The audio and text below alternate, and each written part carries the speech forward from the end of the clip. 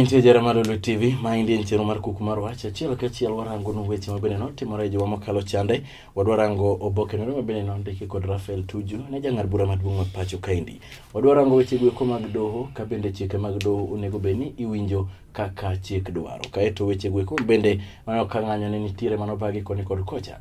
Ka bende johera mag NASA ne dwaro ni mondo jambetre mar United States mano Robert Godek mondo mi ogwe tao. Kaeto obiro duoge siasa ma Kisumu kaachiel kod magweko mag Afrika. Antiere kod jal mabedo watimo go nonro e weche madhi nyime e kinde ka kinde studio kaendi. Obiro moso kaeto onyiso nyinge. Arwaki studio. Kamano Jeff. Moso ganda. Aganda moso no kuya pano dhi maber. Ngeso makawuono. Obiro twak Jeff usawacho no. Erokamano ahinya. Arwaki studio kendo agoni erokamano kuom biro achiel kachiel. Oromo warangi weche mabende nosebedo katimore koni kod kocha. Ni neno kata ni winjo barua mane ondiki kod Secretary General mar Jubilee mano Rafael Tuju ne CJ Maraga. Iwacho nade e barua machalo kamano?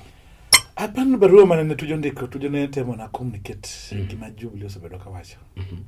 Inyalo paro ka ne wadhi kana ne court doho maduong' nong'ado bura mane NASA dhigo e court iwach kura nongo de maraboro.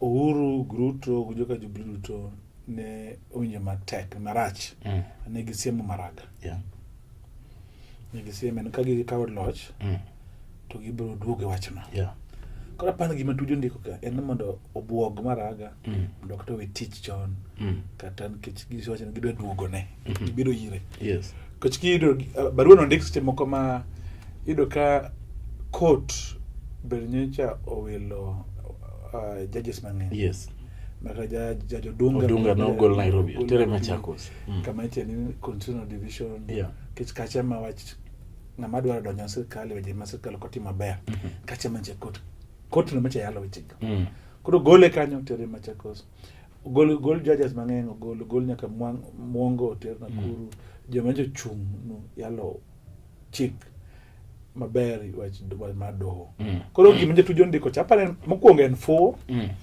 kech sirkal kok nyal luoro odoho to nyiso no sirkal osebedo maonge anyalo tongi kawuono to ng'alang'eno en ka dhi odoho gino kubi sirkal okubi luoro ng'ata mabro kaw gino masirkal onge koro aparo den fuo mar Jubilee kech kido kata kasani gigolo gidwa donjo kaw ka gidonj yodoho mondo obed kaka extension of State House.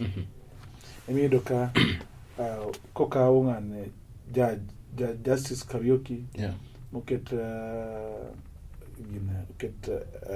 Attorney General en wat Muidhi Mugai to be en kocha okaw DPP be gidwa kelo margi ai gidwa keto jomanche kanche Iran ga state law office Solicitor General Botero State House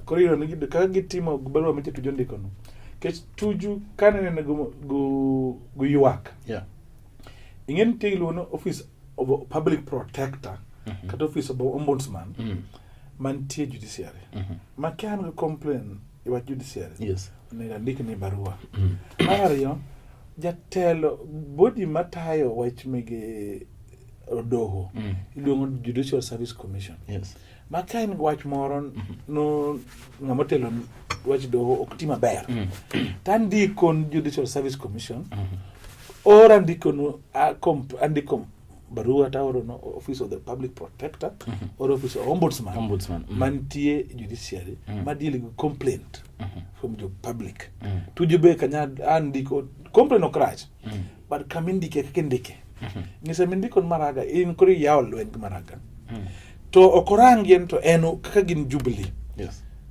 cases adi most of favor gi kane ne gidhibe gitamo judges be court kane ne court dwano kane NASA ondiko no odi court mondo yal case ni kapok jodhi kura bogingi Matiangi o gazette man nyaka do chieng mondo bed holiday kido kane jodhi kura mokwongo no an holiday achiel to kan the repeat election wan gon day a day to election nyaka chieng election mondo ngato kik dhi court mondo otam election dhi mbele mane gima ne itemo timo mane gima ne gitemo timo to cases mane moso odhi koka korgi ka giwuoye koro kana ne judge court yali gi evidence mikelo yes to kaka gidwa kelo siasa i court to ginyiso no gidwa ketho Kenya koro kata ameka chung kawuono okabidhi court ka kondi giwach tadi abebeta goika tabiro police ko bro tero jikanye court mokongo miyo Kenya suru maduong' ahinya so kako to Kenya choko suru kawuono kaka wuono court otamre winjo cases tiwacho no komaki 24 hours nyaka teri court yes koro ngiso ko maki kawuono to jogi kubidhi court gidhi bedo gi cell gidhi dakie nade to koro ka gidhi timre to gidhi bedo mang'eny koro police okubi kop koro law and order dhi bede obedhe maonge koro gima timre no Tuju anaparo no en ambassador en ng'ama oro guok nyose mi oro guok tichungi tok pasiede no guok changa mabayo guok kidi koro enore wonu gido chung koro ngato nitie ngamo ore nitie ngamo chungi toke koro barua ni wanyalo tude gi piny owacho koso we barua ni en mar Jubilee as a party piny owacho en Jubilee koro kinyalo wacho ni piny owacho pogo gi Jubilee okonyalo pogo Jubilee party gi en gima achiel ka junyo no Tuju dhi bedo cabinet kaka ngama onge portfolio kitchen secretary mar Jubilee gik motero ga cabinet ang motero cabinet kaka Jubilee obet Jubilee otingo president Jubilee otingo deputy president Jubilee otingo majority leader Jubilee otingo senate leader Jubilee otingo attorney general legal advisor kaka bedi cabinet giwachango pogore gima giwache Jubilee en gima chiel koro wacho ni oboke ni Richard ni en mar piny ok chal meno en mar piny owacho ti piny owacho kama ni ingeni guogi kawuono kioro guok kanga to guok do nyaki wacho ngama guok ngano koro mane ma gidwaro mondo ngama nyalo tingo lwete mondo gichak dir gi ngama tanjo ka weche moko mabende koro ne tujutemo wacho ni nitiere buche mamoko mabende gineno ka gin okosebede ka yalo gie maber at some instances giwacho ni samoro do osebedo ka gideo jo manitie kwetho mbalo kod piny owacho kata opposition iparo ni ka irange bende iparo ni adieri mar wach ni nitiere koso en mana wach awacha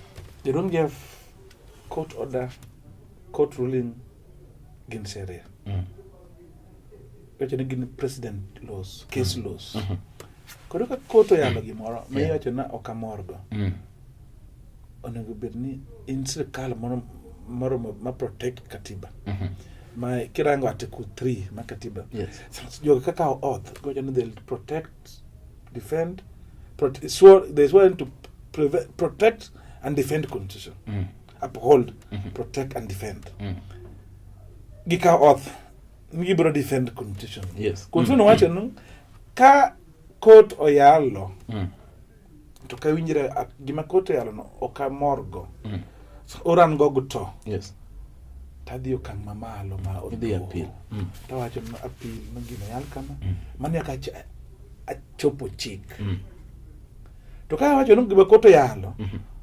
okalo then aketho chik sama ketho chik oro ngato dhi court wacho ni sirkal ni kata ng'ane kata president ni no kawo muma ka wacho no the defend katiba to kani ko defend in fact kata mana boy net when to the court ka ngato yana the court today samo donje ni gino gitamre protect katiba mane gi kawo oath koro mondo gidog dala ato mondo kesilo no ngato te paro ni ang'o momiyo ne gitamore nikech ne oluongi e nyim doho mondo mi gichopi ne gitamore chopo to jopiny bende idwaro ga ikine kine nyiso ne ka oseng'ad bura kod doho to nyaka tim gima doho wacho iparo ni ma ndi ranyisi mane ne jopiny ma bende rango ni jotelo ma kama gikoluongi to ok chopi to jopiny ma kama gikoluongi to chopo ma ndi donge kelo difference ne kare chik iwinjo koso itiyo go nade anapano ber nikech mane is the recipe for revolution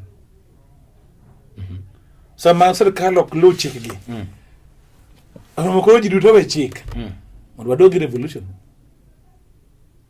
nikech chik mo guide to mo guide sirkal be sirkal mo protect chik no mondo luwe ka sirkal mo so kethe mokwongo japiny koro mo kethe 10 times sama kethe 10 times no koro law and order onge koro en free for all sama so free for all yes to ng'ama onge teko ko bidak koro en the rule of the jungle koro mane ma sirkal tiro wa ko bi choko suru so me rule of the jungle kibiro choko suru tago rekodi kichonge sheria yeah sabro ka uputhi tada puro tago kibiro so ge sheria koro ani choko suru kan koro is en gi ma sirkal manyaka lead by example manyaka dog gin nyaka dog chien bino oyo wadwa lo chik mondo jo Kenya duto lo chik sirkal mo ka oath jomane sirkal mo ka japiny poka oath mora gin ma ka oath ma protecting the property ma pin protecting your pin go protecting katiba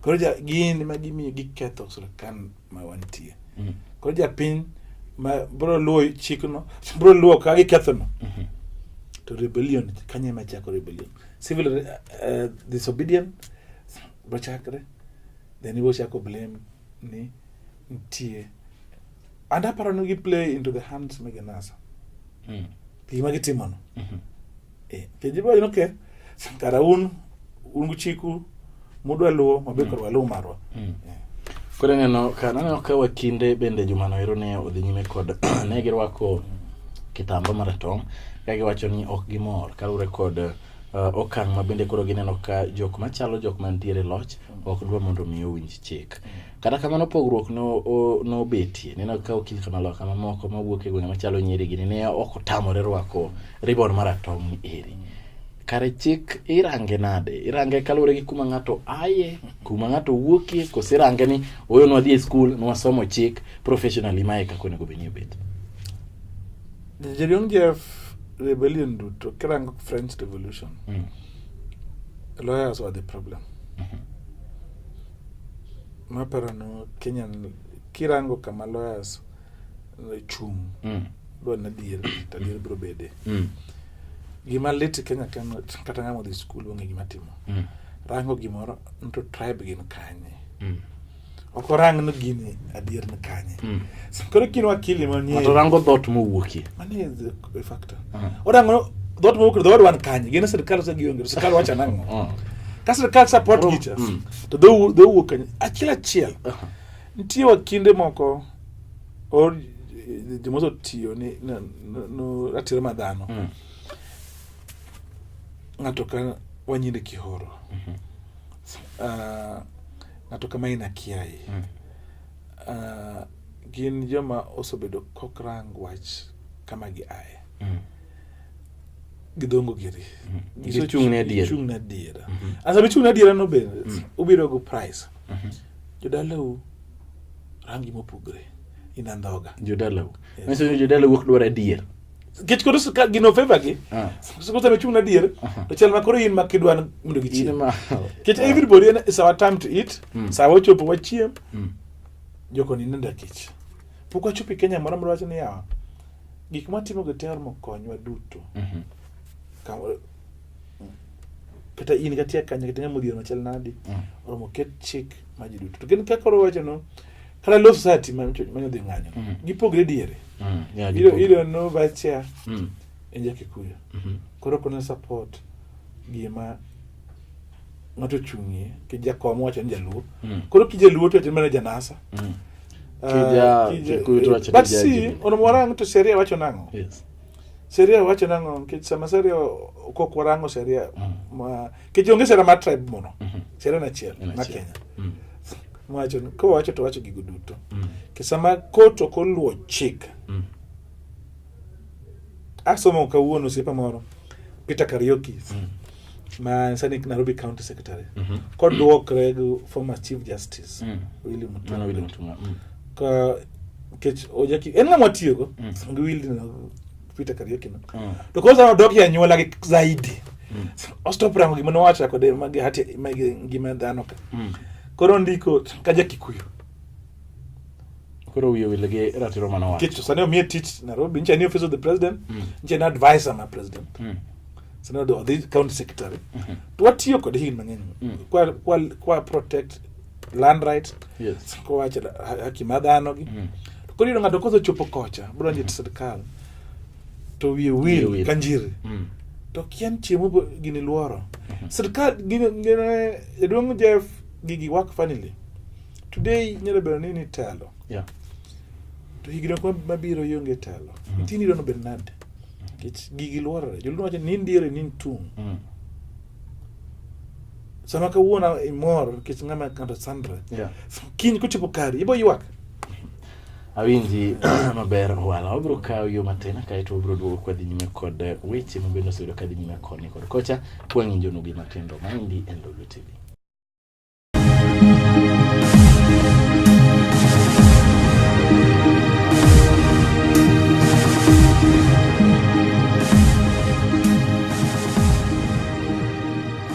Moro maintie jarama Oloo TV wachako duoge thuolo mar ariyo maendi en channel mar Kuku mar Wach kod anje follow mbaka achiel antiere kod jal mabende warango godo weche mosebedo katimore koni kod kocha ka bende wang'injogi arwaki e studio chaka bekike kamano je chaki mosoganda amoso duto nokwe ero kamano nya Owala wachako duogo kendo to koro warango wach mar wuod nyando mano Miguna mabende ne oteri nyim doho ne ng'ado bura kendo kane neno joma mokalo kujo chone to doho mamalo ne wacho ni golo Miguna e pacho kaendi ne otim tok chik kendo giwacho ni Miguna onego beni duogo pacho kaendi kendo miyo tiko mage kata passports mage magweko magwero ya Kenya kaachiel kod muwuotho godo iparo nade naneno ka piny owacho jakoramo ni mano gima ok ginyal timo ne gidhi e doho mar kwayo gi apil ka giwacho ni mano ero ok en adieri wacho ni Miguna en jatelo mar group mar jomobalo ma bende ok en ng'ama kawe pacho kaendi to nyalo keto kwe e piny mar Kenya. Jeff ntie sirkal rango sheria mopogore daparo gid play siasa koro ka gitim sheria kisheria no wacho no kisomo article number 16 about citizenship. Citizenship by birth ok nyal mai en gima nyuolni emami Kenya ka wan go chik macho ni kala nyathi mo kwani Kenya ka mapoko chopo higni 8 by virtue no yude Kenya ka en ja Kenya maoko nego mae ratiro mare mae ng'ato sami mae ngiso no onge pinye onge pinye mana gimacho jo Canada moro mo beno wacho nyalo mamo Miguna citizenship ma kech ne okonyole kucho ma monyuoli no kech Miguna no mi kare chulo suru Miguna nyuol Nyando Kisumu County bosomo Nyando sami wacho no ko ja Kenya ngiso ni min gi ko ja Kenya un ja Kenya ang'o temo wacho jonyuol wetene ko jo Kenya odhi koro ja Kenya kit Canada en kama no dhi mana kodhi ka Kenya ndo nege dire loch moi Kenya student leader en moyede gine bodhi Canada emtike sombe koro sama sirkal wacho ga no court otimo ruling koro yes sirkal ni uwe go dok derias kech guko ngwacho ne gidwa produce Miguna court to ne jo immigration momake koro gi confirm ga no koro ka gidware Kenya koro gidhi ga make case mar Miguna moro chama yota ahinya nikech moro mawacho moro bende gidhi court tarik 14 teno normal gin manyogi apien gi make court case no mayot kech miyo court ko make ruling no duok gina court nyo ko nyono modhi mbele mondo wach ni koro jogi otwe police immigration kech otwe gi civil DA or they are not fit to hold public office kech jogi also tamre luwo chik jogi rero tamre luwo chik koto order gi ket passport kendo gidhi appeal ngiso ni gik mane timore gi te ne ging'eyo nen politics at play kech NRM ma Kenya miwacho no jiru ji kata an member of NRM kech odoro movement odoro change no wadhi gani katiba article number 1 mawacho ni power gi jopiny. Yes. Jopiny ya decide kama gidhiye. Joma kata go kura no. Kata jo Nyanza ne ko gongi kura. And rom gingi ngano piny so piny pogre. Rom gin mano gi na jo Kenya. Kane ngi so nyu fizo rom gi chinte ere do chop ere ka do chop iri joka. Yeah. Mano so balo kodwa ka mondo ager Kenya chiel. Nikech ka okwanyal chopo kanyo. To onge gi luongo no Kenya. One regions pogre. And appeal magidhi mekno. They failed. Anangizi ka uono nikech. Eno kotime on a good faith. Otime gi malice. To time gidwa timo gi luongo political score. So ni do pod tamore kwayo no. Do ni tamore. Ginyagi megona okinyal tamo ngamo nyuol kamoro. Nokoro ko ja Kenya. Ni ja Kenya moloye. Kech ntigi ngojo kano birthright okinyal mangato. Birthright ni okinyal mangato. Megona kipande ma Kenya. Ngana idea gine ma Kenya. Kanene yoja na mimi gona document ki yo makan kare. Ade gidi court. Yes. Nende gidi court. No edo ngato ka. And kama na refugee. Kiti yo makosa criminal. Tanyaki bid yele makosa mitimo no. Kapa kiti ko tamni. Yes. Yaki nyalo teri kucha or serikali ko nyalo negotiate gi serikali maru. Ngani kala miwa uru koro oyo tiek tamne piny gi. To kieno ngato yudo makosa ma crime. To en gimi timo kitere mo reale. Igo leo. Ngiso ni okidwa mondo kesuno. Adiero nen. Koro gimi timo gen mondo adiero pand. Opand mondo serikali ne reno serikali. Ingeni dwa ngaso ngato ne ngi teko moloye. To gikian piny jo piny go teko moloyo serikali. Ero kamano. Awinjo wacho ni jopiny nitiere kod teko moloyo sirikal.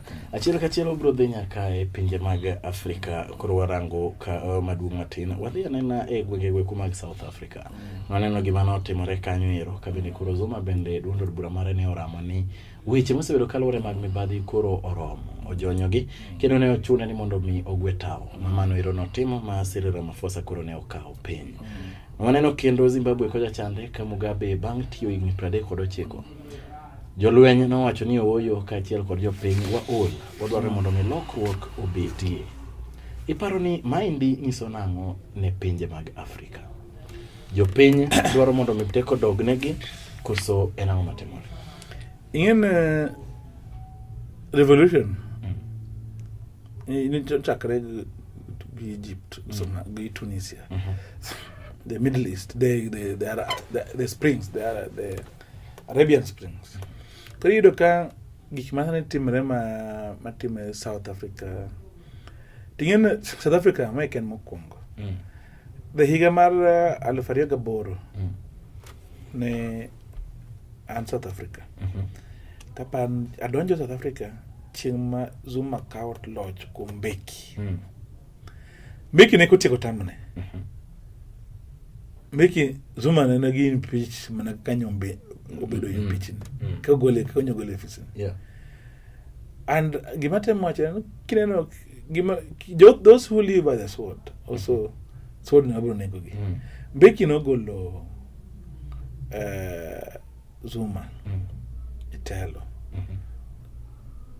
No, Zuma no golo Mbeki. Zuma no golo Mbeki. Telo kaka nyichombe goleni. Enyiro kanyoro Mbeki jemno somo statement. Koringen NNC is a big party man structure commandment. Magi no gima otim makare to ginyalo summon bigoli power. Koro gima tim in a lesson no party nyaka be strong. And yagi mind no jo pin service nyaka tim. But gima tim in South Africa problem South Africa be ken Mbeki. Kada ken Zuma. Ingen tie jomok mako serikal. Ma pesa mikwalo ni gin magi benefit from. So kata mana gik mitimo gi itimo kata mana ka lock telo to japinyo ko bi lock man long. Kesani South Africa sani the number of jomak maonge tich ngeng moloyo kamokalo. higni mokalo Mandela ne en gi vision Becky ingen Chris Hani nitie joma ne oweyo ma kono to Cyril Ramaphosa in a businessman in Johala to kanyalo wacho no nyalo timo maber molo Zuma Zuma to corruption is chopo kama koro poge corruption tek en gima chiel tai my shida go ngane go Ramaphosa jurudo man Johala capitalist okay be rule towards konyo pin gibiro rule towards medo mwand and girito mwandu gi and gibiro to privatize public service we do public government can invest in ido an koro be privatize mando be run privately if you go to Zimbabwe the same time to the mara le pariga bo rido ka Zimbabwe ngeni no ringo scholars oringo both South Africa koro gik matime gi negi fight from South Africa kech onge space mielo fight kin koro so the bana machoton Sangrai makoro bana machoton minyothoro ruchan ejomane ne gore bo gowie bo yombo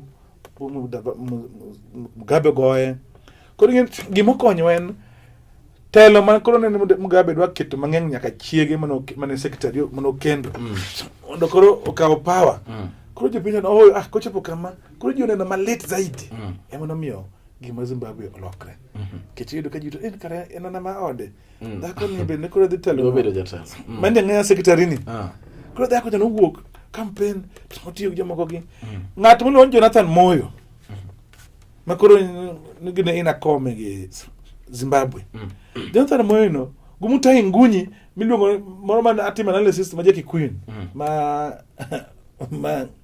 champes NYS butieko Jonathan Moyo ni ne gikwalo pesa moko meg migawo moro ma ja America mane timo programs Kenya ka emno gole Kenya ka notiga Kenya ka chon Jonathan Moyo masani minister ma Zimbabwe koro mibadhi ne gin go joma ne mibadhi gi ochopo kama koro chopo kama ina ng'ato kok king'ado tiende imaye wuoche pro nyalo wuotho samse ng'ado tiende ko bro ita denya nitie koro gik matimore gi jiboro na chiwo revolution gi build revolution ke jibedo yudo ki di korwol yudo ka kin ng'ado tiendi yudo ka chiwo tiende lit chiman oyo tiende koso ng'ad oche nyomaya ng'aje lweta koro ana onge gima dong na koro agora gi sirkal mane mabro chopo kama koro wabo yudi lokruok madier kich dhano kapod nyalo chiew kinyi imadh chai breakfast